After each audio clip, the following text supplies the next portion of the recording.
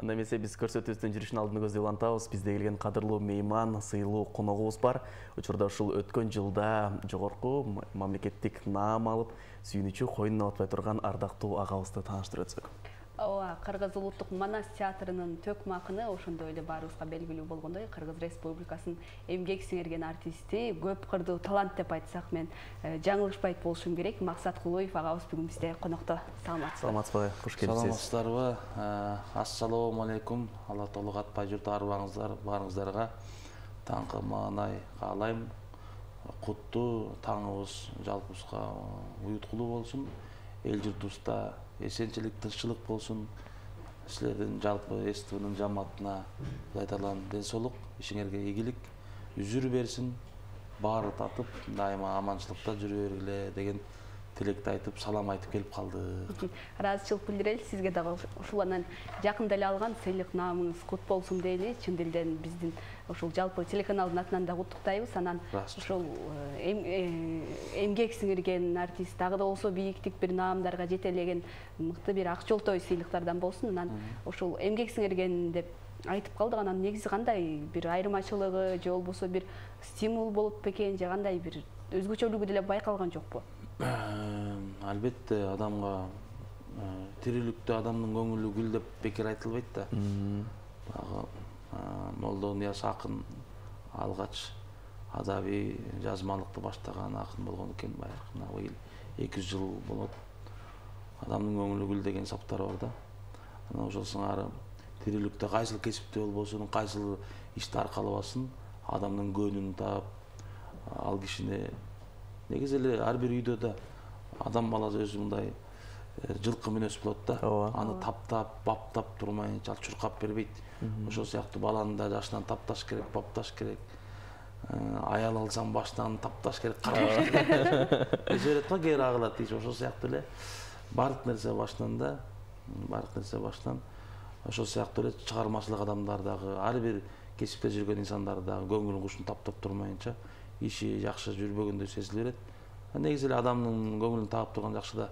Бул көңүлдүн кушунун кармоо, көтөрүп, учуртуп берүү деген эле белги экен.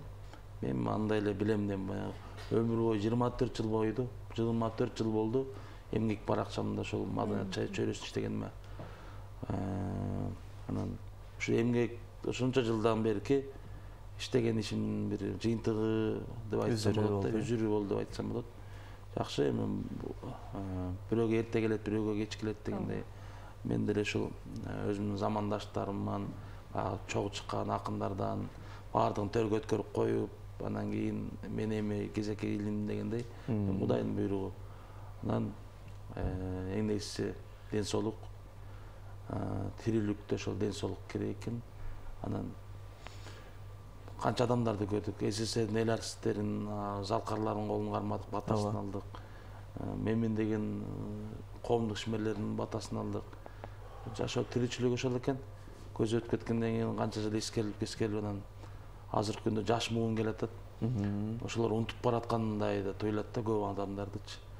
Анан мен эң негизгиси ошол коомчулукта Кыргыздын ушуга чейин мамлекети түптөгөн, же болбосо эркиндикке жете элек маалда эркин эл болсок деп үндөгөн инсандарды дайыма эскерип туруусун, жана мектеп программасында окутуп туруусун, коомчулукта дайыма теле жаатында болуп, прессада айтып туруусун өтүнөт элем да. Ошондо азыркы жаш муун 2 жыл эстрада ырчысын тааныйт, калган коомдук ишмери болобу, маданият ишмери болобу, кыргыздын тилине күйгөн, дилине күйгөн, улуттук уңгусуна күйгөн инсандарды көп тааный бербейт да. Бүбүсара Бейшеналиева кимдесе коомдук ишмер деген адамдар чыккан. Бакамбаева кимдесе балерина деп, аял киши деп айтып чыккан инсандар күйгөн. Эми ошондой доордо жашап калгандын өзү өтө өкүнүчтүү болуп кетет. Ага биз күнөөлүү эмес, ал жерде эки көзүн жылтыратып, бир университетте окуган 5-курстун баласы же кызы күнөөлүү эмес, ошону айтып аткан. Аны окутпаган, аны тааныштырбаган, жалпы эле коомчулукту ушул жагынан тизгиндеп, мындай биз элбиз, мындай журтпуз деп айтпай турган жалпы коомчулук бизде күнөө болуп калат да. Чындыгында ушул өткөндөр данталмайын тирүүлөр баркылап айтып кот эмеспи? Ар дайым ушул өткөндү эстеп, тарыхка көз чаптырганыбыз менен биз адам болуп келебиз да. Анан Максат агай, сизди ушул негизи көп кырдуу талант катары билебиз. ошол эле мыкты оңдорду чыгарасыздар, төкмөлүгүңүз бар. Буга чейин ушул журналисттик кесипти да аркаладыңыз, андан сырткары актерлук жагыңыз дагы бар. Анан ушундай бир таланттын баардыгы сизге Кудай таалаадан берилген экен. Анан бүгүнкү күндө коомчулукта эл арасында айтылып калат, ушундай мыкты талант ээлеринин баардыгы эле тойго уктап кетти, тойго карата ырлар жазылып калды. Мындай чыныгы бүгүнкү арман, муң, кайгы же болбосо сүйүү анчалык бааланбай калды. Сизде кандай болуп жатат ушул бүгүнкү күндө чыгармачылык жааттан? Жакшы. Буга чейин биз кичинекей кезде өнөр адамдар гастролдоп айылга көп келер эле да. Ага чейин биздин ата-энебиз айтчу эле, чабандарга чейин барып, тоо аралап, жайлоого, кыштоого барып оюн койчук деп. Мен деле акыркы жылдарда ошол жаш болсом да гастролго көп чыгып калдым. Ошол кезде райондо театрда иштеген кезде, Жумгал драма театрында иштеген кезде ал кезде эл ошол оюн деп коет эле да, оюн көргөнгө аябай кызыктары ынта койчу эле да. Азыр азын-олак эле адамдар гастролго чыкпаса, көбү чыкпайт. Азыр кимдин заманы, тойчубектин заманы деген болбосун. Той өткөргөн заман болуп калган, Кудайга шүгүр. Жадаңа той болуп турсун, эми тириликтин бейиши той деп да бирөө айткан экен. Анан тойдон айырбасын, бирок өнөр адамдары негизи илгертен ошол да. Каерде аш той болсо ошол жерде болгон. Тарыхта калган инсандардын аттарынын баары тойго байланыштуу. Ооба. Эгерде Райымбектин ашы өтпөгөндө, Кетмен төбөдө, Тер жайлак жайлоосунда ошол жерде жанагы Коргол акындын тамаша ырлары айтылбай калат эле. Ошол жерде Токтогул менен Куйручуктун жанагы ырдашкан ырлары айтылбай калат эле. Ошол жерде Эрназар менен Аксакал баатырлар эр сайышка түшпөй калат эле, аттары калбай калат эле. Туура. Бирөө өтсө да, бирөө калса дагы, бирөө аттар ошо тойдун аштын арты менен калган да. Ташкараби эгер той өткөрбөгөндө жеңи жок менен эсен-аман акын айтышпайт эле дагы, тарыхта чоң айтыш калбайт эле. Бул тойдун арты менен калган нерселер да. Көкөтөйдүн ашынын арты менен маанекер күлүк болуп артта калып атпайбы? Ошол сыяктуу илгерки нерселердин баары ошондон калган да. Кожомкул Баатыр балбаныбыз да той ашта күрөшкөндүгү үчүн артта калган. Азыркы тойдун форматы башка болуп кетти. Илгери нукура улуттук муңда өткөргөндүгү үчүн калган да. Ат чабыш болгон, көк бөрү тартыш болгон, акындардын айтышы болгон, күү жарыш, комушчулар келген, балбандар күрөшкөн, тыйын эңбей, кыз кумай, кыскасы улуттук оюнун баардыгын ошо тойго чегерип өткөргөн да. Пропаганда той болгон да. Ал атасына той береби, баласына той береби, бирок улуттук өнөрдүн оңгусу менен, ошонун жону менен той берген, эл аягында той бата берип кеткен да. Азыр анын баарын кереги жок, түнө той өткөрөбүз, балабызды үйлөнтөбүз, атабызга той беребиз, келген элге эле тос берип туруп эле чакырган ырчыларды ырдатып бүтүрүп коет атпайбызбы? Шоу эле кылып Ошол эле акчага, ошол айылына жайдын күнү болсо улак тартыш кылып, жок деген аркан тартыш кылып, жок деген аркан тартыш, эки айылдын башын кошуп, ошонун байгесин берип кичине ошентип туруп өткөрүп койсо, бул улуттук пропаганда болот да. Жок деген ошо эки акын чакырып туруп айтыштырып койсо, мүмкүн укмуш айтышып кетсе тарыхта калат. Ошонун атасынын аты ошо эки акындын тили менен айтышка кирип калат да. Андай китеп да көп. Туурабы? Туура. Ошол сыяктуу өзгөрүш керек. Эми азыр баардык тойго ырдаш үчүн ырлар жазышат да. Мен тойго ырдаш үчүн ыр жазбап турмун. Мен ошо патриоттук, сүйүүдөн бир аз жазам, бирок көбүнчө атуулдук ырлар жаздым. Анан бир мындай эки жаш үйлөнүп калганда ырдай жүрөйүн деп, эки жүрөк жарай деген бир ыр жазгам, бирок ал да жакшы, мындай пайдалуу ырды, таасирлүү ырлар. Көбүнчө мен кээ бир айтып коет го, кечкисин жумуштан тышкары такси айдап едем депчи. Ошол сыяктуу эле мен деле кечке иштейм жумушта. Кечкисин мени той ашка чакырса, комуш менен барып төгүп берем. Же аккордеон менен чакырса, аккордеон менен ырдап берем. Же мындай тоюмду алып барып бер десе, эми эрке бала деп коюшат да, мен эрке бала деле болбой алдым го, килеген киши болуп. Тамада болуп алып барып берип коем кээде. Эми ал жумуштан тышкары, аны мен пропагандалап айтпайм, Фейсбукка жазбайм, мындай мени чакыргыла депчи. Же интернетке салбайм. Ошо. Бирок чындыгында акыркы күндөрү тойдун форматы бир аз өзгөргөнүп калды. Анткени төкмө акындарды көп көрө баштадык. Ошол эле манас айтылган, дастан айтылган тойлорду көрүп мындай жүрөк кубанат да. Чындыгында өзүбүздүн кыргыздын бир нукура тою кайра кайтып келаткандай. Ооба, кайтыш керек. Аны албетте аны көп сөз кылганбыз, көп жолу баарылашканбыз. Муну негизи бир мамлекеттик программада киргизиш керек, тартым эле. Той аш негизи элдин жүрүм турумун, кулук мүнөзүн калыптандырат да. Адамдар көрүшпөй жүргөндөр азыр кайерден сүйлөшүп калды? Ошо той аштан сүйлөшүп калды. Көрүшпөй жүргөн тууган урукку ошол жерден жолугушат, ошол жерден баарылашат. Башка күнү байланышпайт. Анан ошол жерден түгүл негедир илгери ошондой болгон, илгери сахна болгон эмес да. Ошол өнөр адамдардын сахнасы той ашта эл отурган жер болгон да. Ошол ойдо отурабы, тоонун бетинде отурабы, ошол жерде ырдааса, ошол жер сахна болуп берген, эми азыркы тил менен айтканда. Анан ошол сыяктуу азыр каерде болбосун өнөр адамдар барат. Ошол жер демек улуттук идеологияны жайылта турган курал катары колдонсо болот да. Кыргыздын баалуулуктарын, мамлекеттүүлүгүн, бекемдүүлүгүн, ынтымакты чакыралы, улуттар аралык биримдикти жарыя кылалы деген темаларды ушул тойлордон дагы айтып өтсөк. Мисалы мен Казакстанга да көп барып калам. Колго алынгандай да, мамлекеттик деңгээлде колго алынгандай. Баардыгы сүйлөгөндө мамлекетибиз өссүн, өнүксүн, гүлдөйлү. Азыр биздин могу киши айткандай деп ушинтип сүйлөшөт да. Тилди колго алып атат. Кудайым, мен казакмын, тилибизди өстүрөлү. Ар бир мектепте домбура сабагы кирди кой. Домбураны ойнойлу дешип сүйлөшөт. Биз андай жок да. Мына азыр бүт мектебинде домбура сабагы өтөт кадимкидей. Ал улуттук бир кадимкидей бир сезимди ойготот да. Казак экенин таанытып турат. Ошол сыяктуу нерселерди кылышыбыз керек да, негизинечи. Тартынбай кылышыбыз керек. Акыркы убактарда чындыгында Казакстанда ошол өздөрүнүн тилине, улуттук маданиятына көбүрөөк басым жасап калды болуш керек. Анан ошол бизде да бул күн ал күндөр алыс эмес болуш керек, Кудай буйруса дейли. Анан анда сизден бир жагымдуу, жакшы кезек берилсак. Бизде улуттук идеологияны пропагандалап, комуздун коштоосундай мыкты чыгармага кезек берсек анда.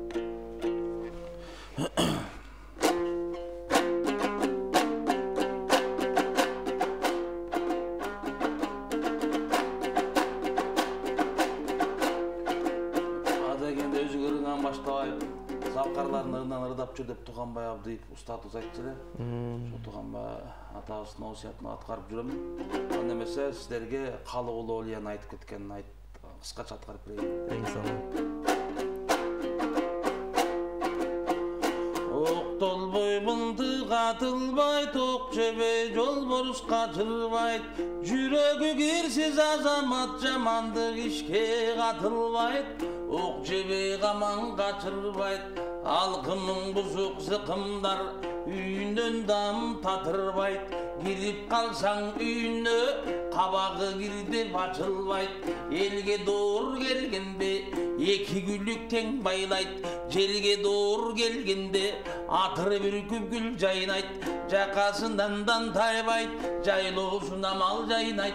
Эр кадырын билбеген эшикте жүрөт жалтактап. Ат кадырын билбеген жүрөт салпактап. Дубанды жарар күлүктүн бийик болот жери.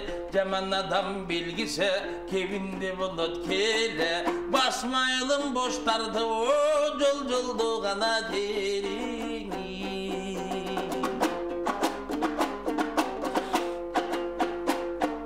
Боло турган жигитине жүрөгүндөн оту бар. Тамды тешер уурунун сабы кыскан чоту бар. Аргымак мойнун ок кезет, азамат мойнун жок кезет. Аргымактын азгана, аркы терки баскана. Азаматтын азгана, азапка башы баткана. Аргымакта жал жок деп жолго таштап кетпеңер. Азаматта мал жок деп жого таштап кетпеңер. Өзөндү сууга тал бүтөт, өлбөгөн кулга мал бүтөт. Мал бүткөн чөң иш өтөт, агаң ини дос өтөт. Куурайчы кыз куу такыр, куурай чыгып бергенде кулун чургап өтө албайт. Мал жыйылгыс куу жакыр, мал жыйылып бүткөндүң айдап журтка жете албайт. Жаманатты буйга мин, түнөп калган уйга мин. Чалмаңды чалып сууга мин, ишенимди жакшатты көтөрүлгөн тууга мин. Кулак тунган чууга мин, атын күлүк болгон соң, аштан тойдон калган соң, анын күлүктүгүнө пайда. Алганың сулуу болгон соң, аркырап беттен алган соң, сулуулугу не пайда. Баракелде. Деп кыскача жардайм бул аягы жагыр эле. Ооба. Эң сонун ушул таң эрте терме санаторлорун аткарып бердиңиз. Ал эми негизи эле чыгармачыл жаатта ошол сиздер өзүңүз айтып өткөндөй мыкты патриоттук ырлар жаратып келесиздер. Анан жөнө балам ырыңызга бир кайрылып өтсөк, бул эмнеден улам жазылган, кайсыл жылдары жаздыңыз эле? Сөз обону өзүңүзгө таандык, чындыгында бүгүнкү күнүн бир эң бир мыкты ырлардын катарында турат. 2016 жылы жазылган ыр, сөз обонун жазып, ошол жылы ырдап чыктым. Радио телелерге ошондо деп кабардар болуп, ошол жылдан бери мына Түшпөй келатат. жакшы жылдын мыкты ыры деген учурлар болду. Ар кандай наамдарга жетишти. Ал ыр баягы сый урматка дегеним. Азыркы күндө ошондон бери качан келип тартасың ушул ырга дечи эле. Анан Японияда жашаган кыргыз жигит биздин инилерибиз бар. Болотбек деген. Ошо Болотбек деген өзү Японияда кинокомпанияда биздин тили менен айтканда иштейт экен. Өзү аниматор, сүрөтчү. Ошол жакта азыр кинокомпанияда сүрөт тартып, жана жакта аниме деген күчтүү да. Ооба. Анан ошо мен 3D форматына клип тартты. Өзү чалып мага, агай ушул ырыңыз аябай таасирлендим. Жакшырып болуптур деп 2-3 жыл мурун эле айткан. Анан ушул ырыңызды мен колго алып клип тартпайм дегенден мейлим тартсам тарт десем, анан ишенген эле эмес сөзүн ачып. Ортон 1 жыл өттү, анан кайра байланышып калат. Сүрөткө түшүп салып коюңузчу дейт. Анан сүрөткө түшүп салып коем. Жок, капталыңыздан түшүңүз дейт. Капталып аркаңыздан дейт, айланам эмне тамашалап аркама тартып. Көрсө менин бүт жагыман карап атыптыр да сүрөткө тарткангачы. Мен роль ойной турган кылып мени тартып атыптыр. Бүт ракустан тартып бердим сүрөттү. Андан кийин ырыңызды дагы форматын салдым. Bir күнү видеого ырдап салыңыз деди. Жакшы студияга барып. Анан жакшыл фондо барып клип тарта тургандай кылып жакшыл фондо тарттым.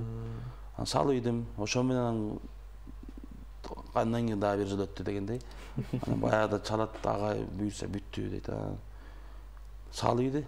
Эң сонун. Анан салып эле ошо менен көтөрүп алып силерге келдим. Мен бүгүн шоусун кезесиңер ошого. Буюрса көрүпкө болдук. Чындыгында айтсак, буга чейин мындай клип Кыргызстанда жолбосо бизде тартылган эмес деп айтсак болуш керек да. Анан негизи ошол клипти өзүңүз көрдүңүз, анан өзүңүздүн купулуңузга толдубу? Кандай таасир калтырды өзүңүзгө? Таасир калтырды, купулума толду. Бул ар бир кыймылды баягы булар кол менен жасап кыймылдатат да сүрөттөчү. Мультфильмди кылып тартты дейм сөзүн ачкан. Бул ушуну чоң эмгек кылгы, бул балага терең ырашып билдирем ошо Болотбекке. Анан таасир калтырды сөзсүз түрдө. Бул эми азыркы тышкы ички миграция ошол агымда жашайт да, дүйнө өзү эле ушундай азыр. Өнүгүп аткан мамлекеттерде эле ушундай миграция боло берет. Анан ошо айыл бош калбасын деген маңызда жазган ырларым го, ошо уулума арнап осуятым катары дагы болуп, анан ошо Кудай буйрса арасына ошо клип аркылуу жетип калды эми буюрса. Буга чейин мындай эле аткарылып жүрчү эле. Клиби жок, жанагы радиодон кетчү эле. Телеге аккордеон менен гана ырдап берчү элем. Эми буюрса клип менен кетет деген ойдомун. Ошол эми заманга ыңгайлашпасаң болот экен. Мен өмүр клип тартпайм. Өзүм ушу биринчи болгондо мультфильмге эле түштүм дегендей. Анан эми буюрса кийинки тартыш керек экен негизичи. Анткени элдин баары клиппен көрөт экен да көрсө. Адам кабыл алуусу мындай көз менен болгону менен эң көбүрөөк ушу көз менен болот да кулакка карагандачы. Анан көргөн адамдар батыраак таанып, көбүрөөк мындай сиңип ошол ырга буюп калат эмеспи? Андыктан ошол аниме форматы бул дүйнөдөгү эң бир кымбат форматтардын бири да. Ошол эле мультфильм болобу, кино тартылабы, клип тартылса деле. Анан бул клипти сизге демек бекер эле тартып берген экен. Белек кылган. Белек кылды да. Эч бир сомун да берген жокмун. Сүрөткө эле түшүп бердиңиз. Сүрөткө эле түшүп, видеого тартылып. Ошо видеого тартканыма 500 сом кетти. Ошого аябай өкүнөм да. Ошол эч чыгым кылган жок да бала. Болотбекке терең ырашчылык. Күндө байланышып турат, агай кандайсыз деп. Ошол жакта бир атактуу компанияда иштейт. Киного, мультфильмге эмгеги сиңип. Ошентип кыргыз бала Токиодо жашап, Японияда. Ошол жактан окуп, анан ошол жактын киностудиясында иштеп калганда бул чоң жетишкендик да. Ооба. Биз үчүн сыймык болуш керек. Ушул Ысык көлдүн Ак Суу районунан болот өзү. Ошо ийгилик көрүп атышат. Кийин эми YouTubeга чыкса көрөт да. Буюрса. Ошол сизди чын дилинен сүйгөн күйөрмандарыңыз дагы көбөйө берсин, бар болсун. Анда ушул аккордеондун коштоосунда дагы балким өзүңүздүн автордук чыгармаларыңызга кезек беребизби, балким ушул сөз кылып аткан Жөнө балам ырына кезек беребизби, кандай кылабыз? Жөнө баламды эмеден эле ырдайлы, клип кете турган болсо кайтадан кажети жок болуп калат экен. Анда мен мындайларды да берейин сиздерге. Эң son учурда бизде студияда Кыргыз Республикасынын эмгек сиңирген артисти, көп кырдуу талант ээси, төкмө акын, актер, ошондой эле алып баруучу, мыкты обончу, ырчы Максат Кулуев агабыз. Ал эми азыр өзүнүн аткаруусундагы бир керемет ырды жалпы СТВ телеканалынын көрүүчүлөрүнө тартуулап өтмөкчү. Жакшы, анда эмесе сиздерге өзүмдүн автодагы ырларымдан бири тартуулап берейин.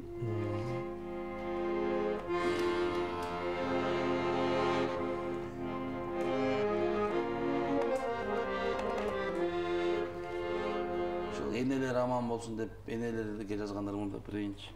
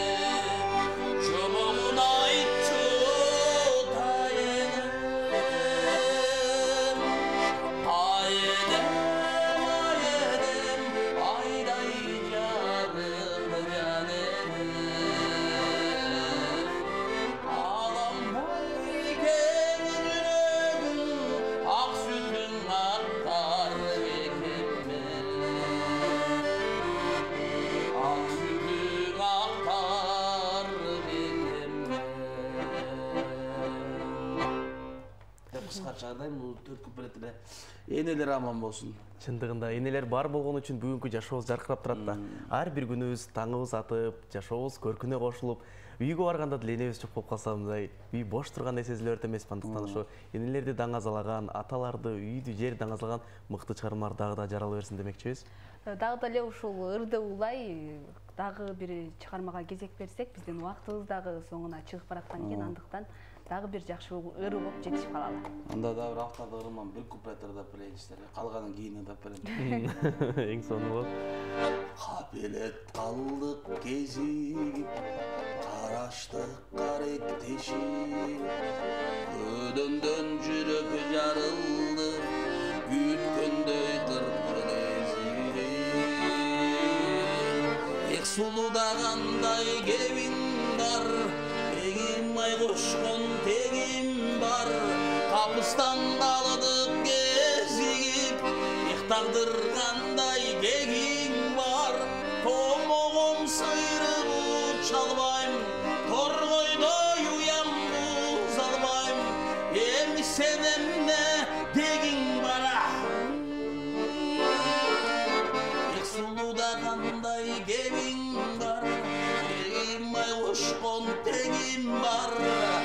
Алыстанай қалдым кезігіп, иқтадырғандай кегің бар. Толмоғын сыйырып ұчалбайм, торғойдай ұямды салбайм. Еми сенемне дегің бара. Иқсулуда қандай кегің Бара келді. Мен айтып жетишпей калып турмун, теңим бар чыгармасын ырдаңыз деп суранайын деп аябай өркүнүп отургам. Чындыгында баарыбыз сүйгөн, көпчүлүктүн көңүлүнөн түнөк тапкан өзгөчө чыгармалардан деп айтсак жаңылышпайт болушум керек. Чындыгында анда дагы да болсо сиздин чыгармачылыгыңызга ийгиликтерди каалайбыз, чыгармачылык эргүү каалайбыз. Чыгармачылык ачкачылык деп коет экен. Чыгармачылык ачкачылык болгондо чыгармачыл адамдар ар дайым ошол изденүүнүн үстүндө жүрүп калат эмеспи? Жалаң гана ийгиликтерди каалайлы сизге. Эң сонун Максат ага, негизи жылдын эң алгачкы эфирлерине сиз менен амандашып, жалпы кыргыз элине ушундай бир керемет жаңылыктарыңыз менен бөлүшүп жатасыз. Ал эми жалпы биздин көрүүчүлөргө бүгүнкү күн же болбосо негизи эле жакшы маанай тартуулоо үчүн жагымдуу сөздөрүңүздү арнап өтсөңүздөр. Жалпы элибизге ушул жаңырган жылыбыз ийгиликтин жылы болсун, жараткан бизге жакшы жетишкендикти берсин. Ушул жылдагы элибиз аман эсен болуп, өрдүгөстөй арабыз тарта берели. Бардыңыздарга ошол Кыргыз улуттук манас театрынын жалпы жамааттын атынан салам айтмам. Дайыма ийгилигибиз, жемишибиз, жеңишибиз бирге болсун. Эл журт бар, биз бар. Элибиз аман болсун. Ошо. Ыраазычылык билдиребиз. Анда эмесе ошол бүгүнкү эфирде Кыргыз Республикасынын эмгек сиңирген артисти, көп кырды талант ээси Максат Кулуевдин аткаруусундагы 3 ырга күбө болдук. Жана да мыкты маек болду. Муну толугу менен YouTube-тан көрсөңүздөр болот. Жана дагы эртеден бери сөз кылган Максат агайдын ушундай Жөнө балам ырынын анимация түрүндөгү клиби биздин телеканалдан берилет. Аны учурда көрүп, күн сайын көрүп, бизден көрсөңүздөр болот. Анда ушул клиптин бет ачарын сунуп өтсөк. Ооба.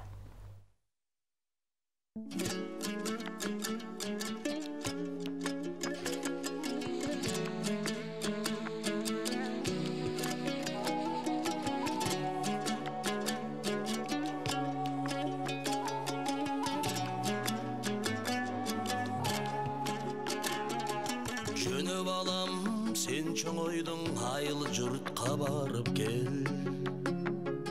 Айыл апағандай жатат бир кабарын алып кел. Чоң атаңдың коро жайын чөп баскандыр белчеден. Жалдын сөгүн бир агартып, чар тарабын чабып кел.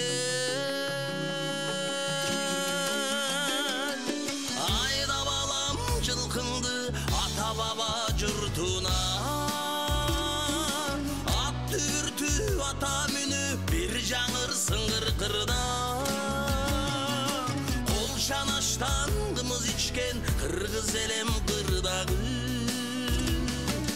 Тундурмадай тунуп кезим төгүлдүңбү турмушта. Чоң апаңдын кемегесин бир түтөтүп жагып кел.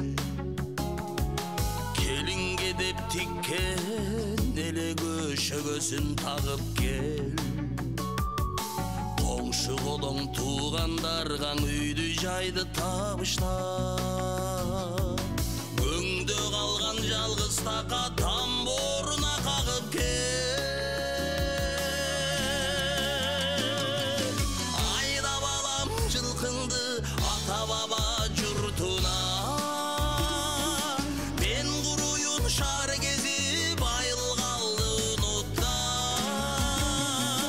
Жети атаң баскан жер, жетеси бүт жаткан жер.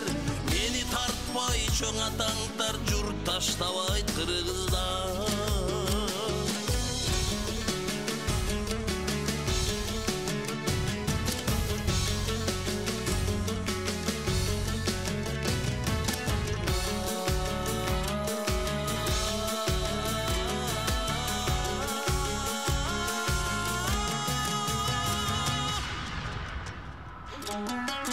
Эсиз калган жайыттагы малын журт каңайдап кел. Эсин дагы сагынгандыр дал өзүндөй жайгап кел. кеткенде минген аты аза тартып бош эле чоң атаңдын мамысына чабдаратын байлап кел айдап алам жылкыңды ата баба журтуна ат түбүртүү ата мүнү бир жаңырсын кыркырда таңды тоскондумуз менен кыргыз элем кырдагы тундурмадай тунуп кезим төгүлдүңдү турмушта жети атаң баскан жер жетеси бүт жаткан жер мени тартпай чоң атаң тарт журт таштабайт кыргызда